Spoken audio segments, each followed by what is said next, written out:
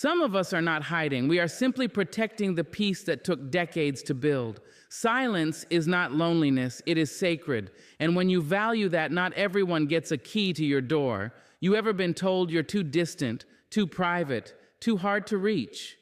As if solitude was a sickness and silence a problem to fix? The world romanticizes connection, togetherness, and open doors.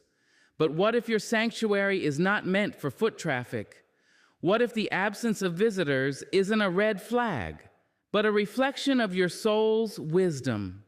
This message is for those who find comfort in quiet, those who recharge in stillness, and those who've been misunderstood for simply honoring their inner world.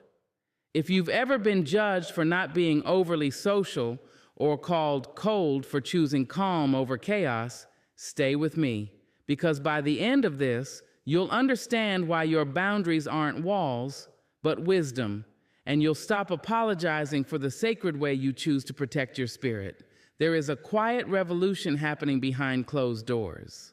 You won't hear it on the evening news. You won't see it posted on social media. It's not loud or performative. It doesn't ask for applause. It exists in the hush of the early morning, in the silence between sighs, in the decision to close the door and turn the key gently, not out of fear, but out of reverence. This revolution is privacy, and for some it is not just a lifestyle, it is a form of prayer. When a person chooses solitude over company, silence over small talk, stillness over stimulation, the world often misreads them. She's distant, they say. He's antisocial, they murmur. They must be going through something, they assume. Because society has trained us to believe that connection must always be visible, vocal, and external. We're told that being social is a sign of health, of warmth, of normalcy. But what if the truest form of connection is the one we cultivate when no one is watching? Privacy is not the absence of love. It is the deepening of it. It is the recognition that some things are so sacred, they must be kept close to the chest, like a whispered prayer said in the dark. The kind of prayer that isn't meant to be shared, only felt. The kind that stirs your bones and realigns your soul. When you choose privacy, you are not choosing isolation. You are choosing intimacy with your spirit. To sit alone in your own presence, without distraction, without noise, is an act of courage. It is not easy to face the quiet, because the quiet speaks. It speaks of your fears, your doubts, your wounds, but it also sings. It sings of your strength, your clarity, your growth. It reminds you that you are enough, just as you are, without needing to be seen, liked, or understood by others. Privacy gives you back your reflection, unfiltered by outside opinions. The sacred doesn't shout, it whispers, and only the quiet soul can hear it. That's why some of us turn down invitations and draw the curtains closed. Not because we are hiding, but because we are listening. We are tuning in to a higher frequency, one that gets drowned out by the clamor of the crowd. There is music in the silence. There are answers in the stillness, and privacy is the room where they echo. Some may call it selfish to decline company. Some may feel offended when you don't answer the door. But you must understand, protecting your space is not an offense to others. It is an offering to yourself. You are not rejecting the world. You are respecting your inner world. You are drawing a circle around your spirit and saying, this is holy ground. Only those who tread lightly may enter. And sometimes that means no one enters at all. We have been taught that love must be loud to be real, that if you love someone, you must show up in person, again and again, prove it, display it, explain it. But real love, divine love, understands space, it honors boundaries, it waits in the quiet and trusts the connection that doesn't need to be constantly confirmed.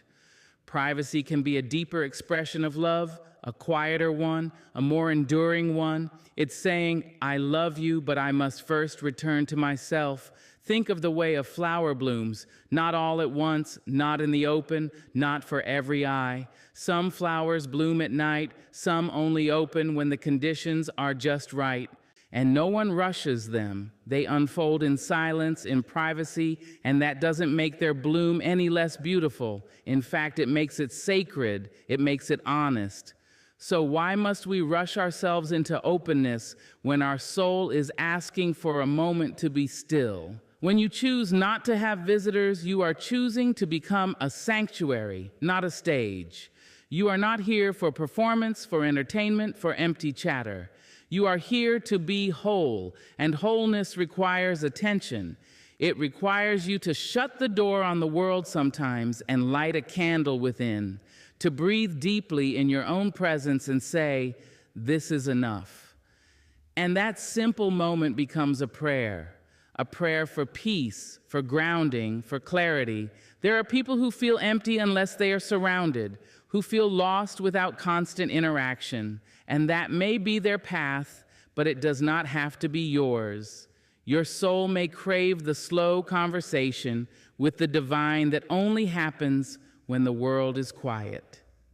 Your healing may depend on being able to hear your own voice again after years of being drowned out by the noise of others. Your growth may come not from expanding your circle, but from deepening your roots. Privacy is not a lack, it is a luxury, a privilege to sit with yourself and not be afraid, to hold your own heart in your hands and feel its weight, to become your own witness, your own companion, your own sanctuary. The world rushes us into exposure, but the soul thrives in the unseen, in the places no one else touches, in the corners we clean not for visitors, but for peace. It takes maturity to understand this, to choose quiet over validation, to realize that not every door must be open, not every invitation accepted, that your energy is a currency and your time a temple. And if someone cannot understand why you guard your peace so fiercely, let that be their journey, not your burden. You do not owe access to anyone who doesn't honor what lies within. So if you've ever been labeled as distant or cold because you don't like having visitors, let them talk, let them assume, let them knock on your door and find it closed. Because behind that door, something holy is happening. You are meeting yourself again. You are laying down your burdens, breathing life back into your lungs, and listening to the soft hum of your spirit. This world is loud. Let your life be a soft answer. Let your privacy be your sanctuary, your temple, your prayer. Let the absence of visitors be the presence of peace. And may your closed doors lead you deeper into the room where your soul finally feels at home. Some doors do not close with noise. They close with grace, softly, intentionally, without announcement, without the need for apology. There is no anger behind them, no resentment, no bitterness. Just a quiet knowing that says, "This is far enough." Not every soul who knocks should be welcomed. Not every voice that calls your name is meant to be answered. And the sacred, oh, the sacred knows this truth well. The sacred does not beg to be understood. It simply knows when to close the door. There comes a moment in every life when we must stop explaining our silence, stop justifying our boundaries, stop feeling guilty for needing space. We forget that even holy places have walls. Even temples are not open to all. There are thresholds meant only for the reverent, the kind, the aware. And there are doors meant to be shut, not out of fear, but out of discernment. Because what is sacred should never be left exposed. When your spirit starts to awaken, when your peace becomes precious, when your healing becomes real, you start to feel it. You feel the pull to protect yourself. Not from love, but from intrusion, not from community, but from chaos. You begin to recognize that some energies, no matter how familiar, are not meant to dwell in the room where your soul is unfolding. And in that moment, you begin to close the door, not rudely, not hastily, but prayerfully. There is wisdom in recognizing what your spirit can no longer carry. Some conversations don't deserve replies. Some invitations must go unanswered.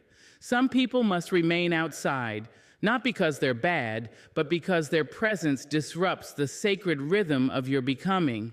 And so you close the door, you lower your voice, you dim the light, you turn inward.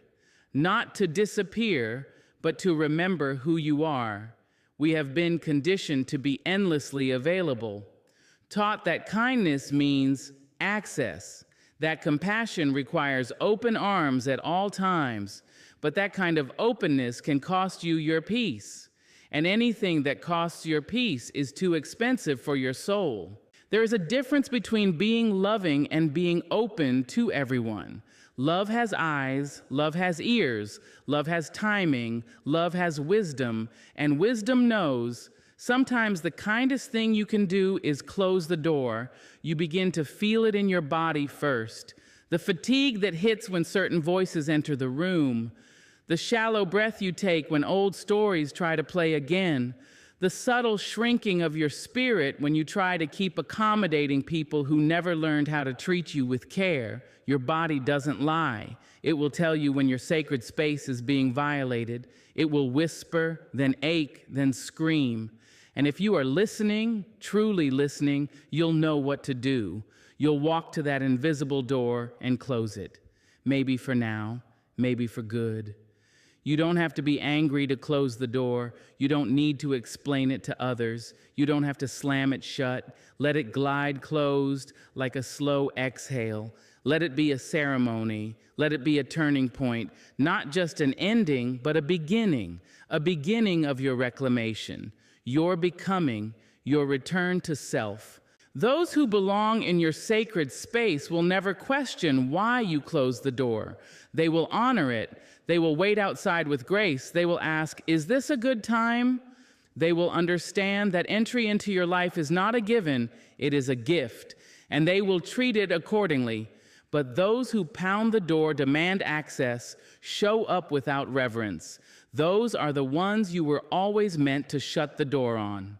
They are not your enemies, but they are not your guardians either. Let them knock, let them call, but you do not have to answer. The door is symbolic, it is spiritual, it is emotional, it is ancestral. Our grandmothers knew how to close doors, not just to protect the house, but to protect the heart. They knew that hospitality didn't mean martyrdom, that you could be generous without being emptied, that you could be loving without being used. The door was a boundary, and the boundary was love. Love for self, love for peace, love for what's growing inside. There are seasons when the door must remain closed, when your soul is under renovation, when your spirit is healing, when your clarity is fragile. During these times, silence is your companion, stillness is your teacher, and privacy is your prayer. You do not owe the world your constant presence. You owe yourself your unwavering protection. Sometimes the door is to others. Sometimes it is to old versions of yourself, to patterns, habits, cycles that no longer serve you. You reach for the handle, not with judgment, but with finality. You take one last look at the story that used to define you, and you close the door. And in doing so, you make room for something new, something holy. The sacred knows what it needs. It knows when to welcome and when to withhold, when to gather and when to guard. It is not confused by the noise of obligation or the weight of guilt. It stands firm, it speaks soft truths, and it says, now is the time to close the door. There's a lie we were told when we were young, one that said love always says yes, that kindness means availability, that to be a good person is to be open always to everyone. So we let people walk in and out of our lives like revolving doors, track dirt into our sacred spaces, speak carelessly in rooms that were meant for reverence, and we smiled through it. We called it grace. We called it loyalty. We called it love. But what we didn't call it was what it was, self-abandonment. You see, boundaries are not walls we build to push people away. They are bridges we construct to find our way back to ourselves. They are the tender, deliberate ways we say, this is who I am, this is what I need to stay whole. And when you finally understand this, your no becomes sacred. Your silence becomes a sanctuary. Your distance becomes a declaration of self-respect. We don't set boundaries because we're bitter. We set them because we are finally becoming sweet to ourselves. Boundaries are born not from rejection, but from remembrance. Remembrance of what we're made of, what we're called to protect, and what it costs us every time we forget. There are people who will call you selfish the moment you begin to choose yourself. Let them. That is their lesson, not yours. Because what they see as selfishness is actually sovereignty. They have mistaken access for love. And you, brave, wise, weary you, are finally learning the sacred truth. Not everyone is meant to have access to you. Not every voice deserves a seat at your table. Not every presence is a blessing. Boundaries don't keep love out. They keep what is not love from coming in dressed as affection. You can love someone and still tell them no. You can be compassionate and still demand peace. You can be generous and still say, this far, no further. Because real love does not erode you. It does not exhaust you. It does not expect you to shrink so someone else can feel big. Real love honors your lines. It respects the bridge you've built to your soul. To have boundaries is to know your worth. It is to walk yourself home, barefoot and trembling if you must, and lock the door behind you. Not because you are angry, but because you are awake. You've tasted the bitterness of being everything for everyone and nothing for yourself. You've learned that giving too much of yourself too freely leaves you empty, aching, and resentful. And now your soul is asking for a new way, a gentler, wiser way, a way of structure, a way of limits, a way of light. The thing about boundaries is they reveal who is really for you. They sift the crowd. They expose the takers, the manipulators, the ones who only loved your yes. They fall away quickly when you begin to say no. They fade when you stop explaining, stop bending, stop bleeding for approval, but let them fade, let them go. Because anyone who cannot handle your boundaries was never meant to hold your heart. You are not difficult for needing space. You are not dramatic for needing rest. You are not rude for refusing what drains you. You are human, sacred, finite. And if you do not draw a line somewhere, the world will draw it for you, in exhaustion, in sickness, in silence. It will take until there is nothing left. But your spirit knows better. It knows that boundaries are how we teach the world how to love us, not with conditions, but with clarity. Have you ever watched a river flow? It is powerful, alive, purposeful, but it only flows within its banks. The boundaries are what give the water direction. Without them, it becomes flood, chaotic, damaging, out of control. That is your energy, your time, your attention, your love. It is meant to flow. It is meant to move, but it needs banks. It needs structure. It needs sacred limits, not to contain you, but to carry you toward your purpose. There is nothing unspiritual about saying no. No is holy. No is a full sentence. No is a door you are allowed to close without explanation. And every time you say no to what harms you, you are saying yes to what heals you. You are honoring the bridge you're building back to your essence. Some people won't understand your boundaries because they benefited from your lack of them. They will guilt you, they will question you, they will call you changed, and they will be right. You have changed. You are no longer available for the version of you that was always tired, always giving, always quiet, always last. You are making room for the you that is rested, rooted, radiant, and real. Let people adjust to the real you or let them walk away. Both are blessings. Because the right people, the true ones, the soul-aligned ones, they will not just accept your boundaries, they will thank you for them. They will see the strength it took to speak your truth. They will meet you where you are, not where it is convenient for them. And when you build that bridge back to yourself, they will cross it with bare feet and reverence, not demands and entitlement. This life, this one wild and fragile life, is not a stage for your constant performance. It is not a test of how much you can endure. It is a journey to remember who you are, to protect what matters, and to love from a place that does not require self-erasure. Boundaries are not barriers to connection. They are the sacred soil in which real, healthy, lasting connection grows. When you stop apologizing for the bridge you're building, you begin to walk it fully.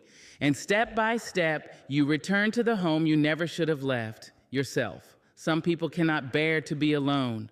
They move through the world with noise always nearby, with people always close, with music always playing, with screens always lit. The quiet unsettles them. The empty room feels like a punishment. The silence is too loud, too revealing. They crave company, not because they love deeply, but because they are running from the truth that lives inside the stillness. There is a difference between enjoying companionship and being afraid of solitude. One is a joy, the other is an escape. There are those who walk into every room and need to be surrounded. They talk fast, laugh loud, and stay long, not because they are full of life, but because they are afraid of the echo they hear when life slows down. And when the noise stops, when the guests leave, when the party ends, what's left is them, and that is what they fear the most. To sit in silence requires a kind of courage most people are not taught. We are taught how to speak, how to socialize, how to entertain, but rarely are we taught how to be still, how to listen to our own breath, how to sit with our wounds without needing someone else to distract us from them. Silence is not empty. It is full of the things we've buried, full of truths we've avoided, full of emotions that never had a name. And that fullness can feel overwhelming if you've never made peace with yourself. People who need constant company are often trying to avoid the mirror that silence holds up. Because silence doesn't flatter you. It doesn't distract you. It doesn't let you escape. It simply reflects.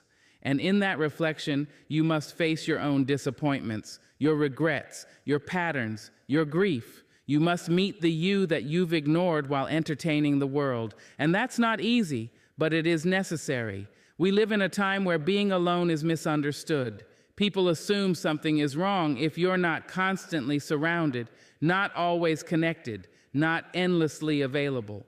But some of the deepest healing happens in solitude. Some of the truest clarity comes when the noise fades. Silence is a sanctuary, not a sentence. It is where the soul unclenches, where the heart breathes, where the mind resets, and only those who are willing to go inward can truly understand that. If you cannot be alone with yourself, you will always look to others to fill your emptiness. You'll confuse companionship with purpose. You'll think love is something that arrives from the outside and not something you cultivate within. And worst of all, you'll begin to shapeshift to keep people around, performing to keep their attention, agreeing to keep their approval, shrinking to keep their comfort, because their presence becomes your safety net. But that kind of safety comes with chains. There is nothing lonelier than being surrounded by people and still feeling disconnected from yourself. Nothing more disorienting than needing others to define your value, your joy, your peace. That's not intimacy, that's dependence. And dependence is a fragile way to live because when the people leave, and they will eventually, you're left without yourself. And the silence becomes unbearable again. But when you choose silence, when you begin to spend time with yourself without distraction, something sacred begins to happen. First, it will feel uncomfortable. Your mind will resist it. Your body will fidget. Your heart may ache. You'll reach for your phone, the television, the company, but if you sit long enough in that quiet, you will find a voice there, a voice that isn't demanding or desperate, a voice that's been waiting, your own. That voice will tell you things you've forgotten. It will remind you of what you love, what you need, what you lost, what you long for. It will not yell, it will whisper, and you will have to be very still to hear it. That stillness is where you begin again, not with others, but with yourself. There is a certain power that lives inside a person who has befriended silence. They walk differently. They speak with intention. They listen more than they respond. They don't rush to fill the air with meaningless words. They are not addicted to company. They are not afraid to sit alone because they are not lonely in their own presence. They are full. They are rooted. They are whole. And from that wholeness, they connect with others, not to be completed, but to be in communion, not to escape themselves, but to share themselves.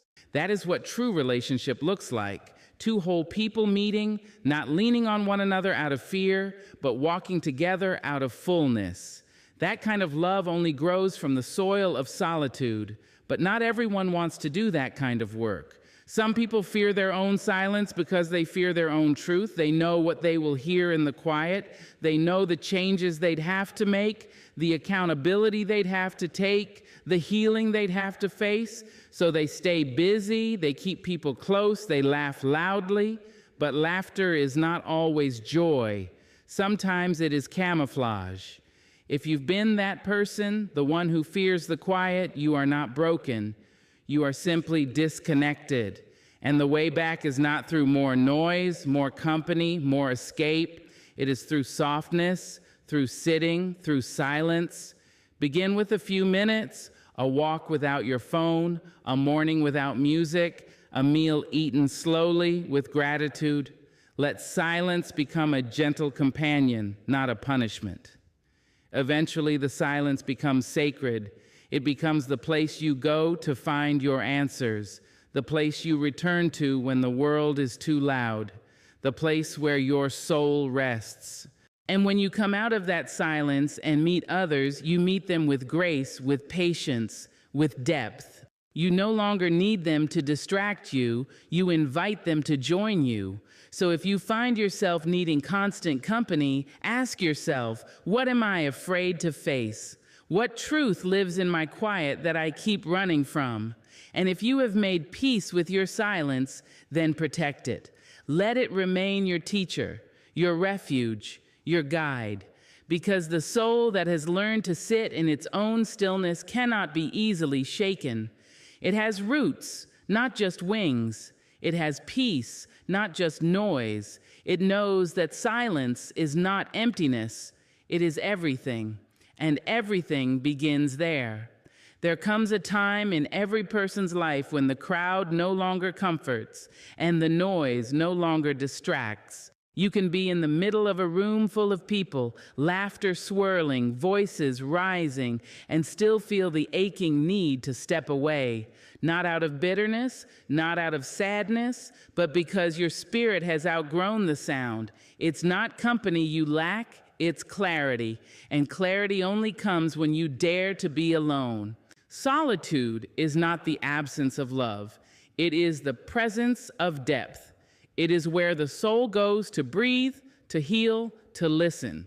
In solitude, you do not perform. You do not impress. You do not adjust yourself to fit someone else's shape.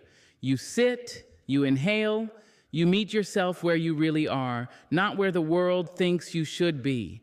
And in that meeting, you are refined, you are sharpened. There is a kind of sharpening that cannot happen while surrounded.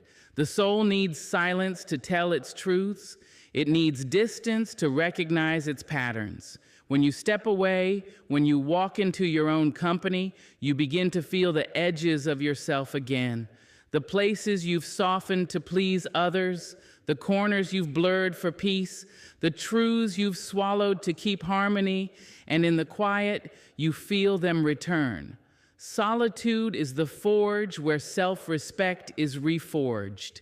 It's where your no becomes a full sentence. It's where your boundaries become non-negotiable.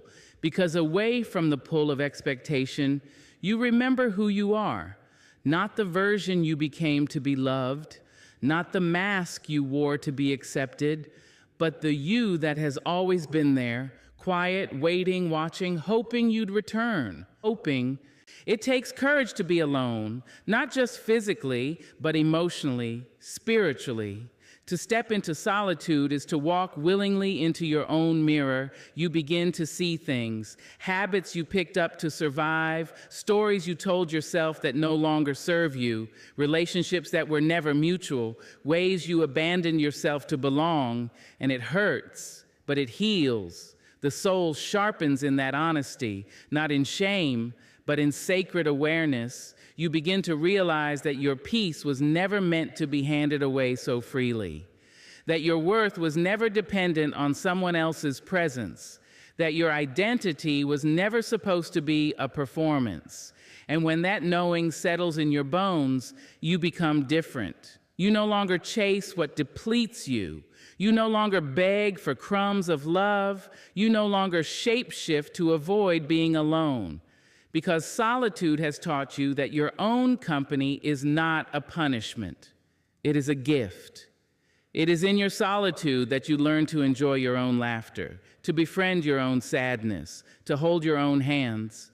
You become the source of the very comfort you were seeking in others.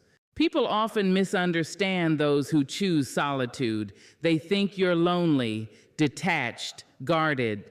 They don't understand that you've simply found a deeper rhythm, one that doesn't require constant conversation, one that doesn't need validation, one that flows from within. And because of that, your energy becomes sharper, your focus becomes clearer, your words become fewer but heavier. The soul does not grow in chaos. It grows in stillness. Think of a tree, how it reaches deep into the earth, how its roots grow where no one sees. It doesn't do this while moving. It does this while still. In solitude, your soul does the same. It roots, it grounds, it extends inward so that when storms come, and they will, you bend, but you do not break. That is the quiet strength solitude gives you.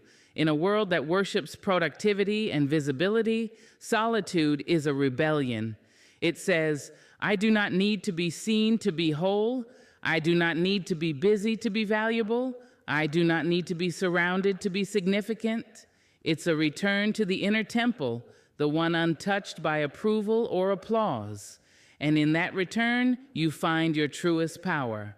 There is a kind of beauty that only emerges in solitude, not the kind that seeks a spotlight, but the kind that glows gently from within. It shows up in how you carry yourself, in how you listen more than you speak, in how you no longer need to prove your worth to anyone. Because solitude has made you sure of your values, sure of your path, sure of your spirit. And when you do come back into the world, into love, into community, into connection, you come back fuller, you come back whole. You are not reaching for someone to complete you. You are offering what already lives inside you. That is the gift of solitude. It sharpens your soul so that when you meet others, you meet them not with desperation, but with abundance. The sharpening doesn't make you hard. It makes you honest. It doesn't close your heart. It makes it cleaner. You love more freely because you are not loving to fill a void. You give more generously because your giving is no longer an act of proving. You walk into rooms not asking, do they see me, but knowing I see myself, and that seeing is everything. Solitude teaches you to befriend your shadow, to hear your intuition, to cradle your wounds with tenderness. It softens you in places you were too hard and strengthens you in places you were too soft. It makes your spirit less reactive, more reflective, less scattered, more anchored. It reminds you that peace is not something you find in others. It is something you carry home to yourself. So when the world urges you to stay busy, to stay visible, to stay loud, pause, turn inward, Sit down, light a candle, listen. Let solitude shape you. Let it strip away what isn't true. Let it return you to what is. For in that quiet sharpening, you will not only find yourself, you will rise with a soul too whole to shrink.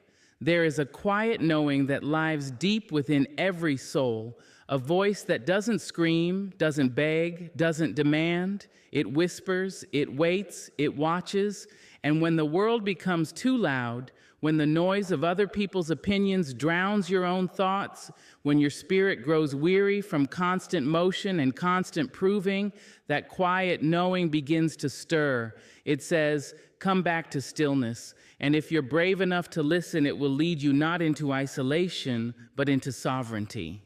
Stillness is not the absence of life. It is the fullness of presence. It is the rare and sacred moment when nothing pulls at you, nothing divides you, nothing competes for your energy. You are no longer running toward approval or away from pain. You are simply there, breathing, aware, grounded.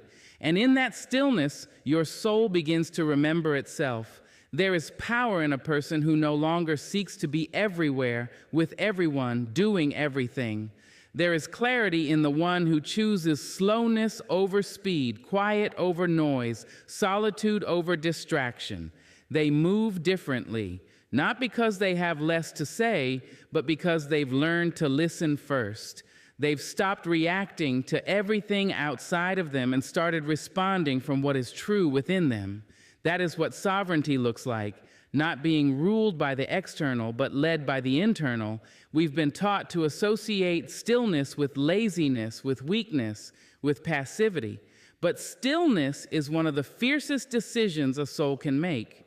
It is the decision to no longer be moved by chaos, to no longer allow fear to dictate your pace, to no longer keep up with a world that runs on anxiety and applause. Stillness is not giving up. It is taking command. It is choosing presence over panic. It is choosing awareness over activity.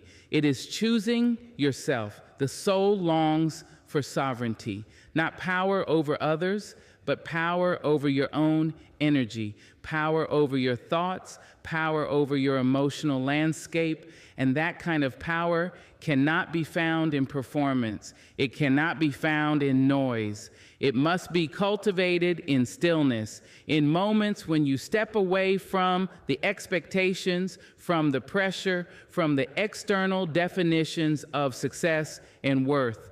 In moments when you sit down with your own soul and say, lead me. When the soul begins to choose stillness, it starts to make different choices. It no longer says yes to everything and everyone. It no longer tolerates what disturbs its peace. It stops justifying its intuition. It stops explaining its pace, because in the stillness, the soul has remembered its rhythm, its truth, its authority, and now it refuses to be hurried. You cannot serve your calling and your conditioning at the same time. You cannot hear the sacred when your ears are filled with opinions. You cannot access the depth of your being when you are always moving on the surface.